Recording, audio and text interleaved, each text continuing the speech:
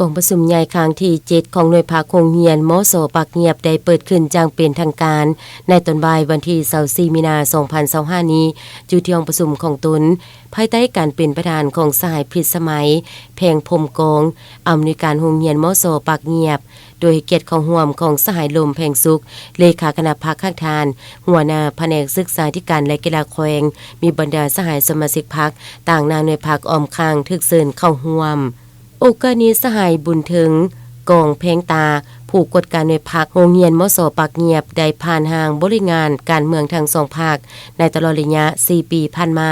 ได้จะตั้งปฏิบัติมติกองประชุมใหญ่ครั้งที่6ของหน่วยพรรคโดยที่เอาเวียกงานการเมืองแนวคิดเป็นสำคัญพันขยายแนวทางนโยบายของพรรคมติคำสั่งกฎระเบียบกฎหมายของรัฐในการสร้างแผนการจะตั้งปฏิบัติให้ถูกต้องตามระเบียบหลักการและสอดคล้องกับสภาพเงื่อนไขตัวจริงของแต่ละระยะเพื่อให้การเรียนการสอนได้รับผลสำเร็จตามระดับคาดหมายและไปตามจังหวะการขยายตัวทางด้านปริมาณและคุณภาพเอาใจใส่ในการบริการคุ้มครองบุคลากรวัตถุอุปกรณ์อาคารสถานที่อย่างเป็นระบบสร้างแผนงบประมาณรายรับรายจ่ายให้ถึกกับเป้าหมายที่วางไว้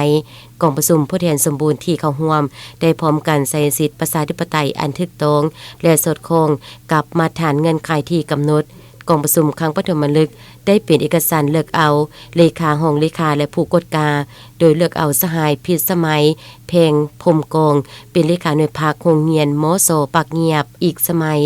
เลือกเอาสหายนางจันทจรวงนาราชเป็นห้องเลขาและเลือกเอาสหายนางติ๊กดาวันวงนุสรเป็นผู้กฎการ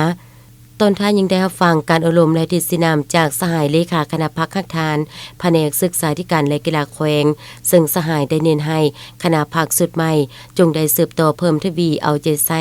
ศึกษาภูมิการเมืองแนวคิดให้สมาชิกพรรคพนักงานรับรู้และเข้าใจแจ้งต่อกับแนวทางนโยบายของพรรคระเบียบกฎหมายของรัฐปรับปรุงแบบแผนนำพาวิธีเฮ็ดเวียกของพรรครวมศูนย์ประชาธิปไตยเฮ็ดเวียกเป็นหมู่คณะเสียงส่วนน้อยขึ้นกับเสียงส่วนหลายบุคคลรับผิดชอบทางนี้ก็เพื่อแนใส่เฮ็ดให้เวียกการดังกล่าวได้มีการปรับปรุงและขยายตัวดีขึ้นเป็นเก่าๆ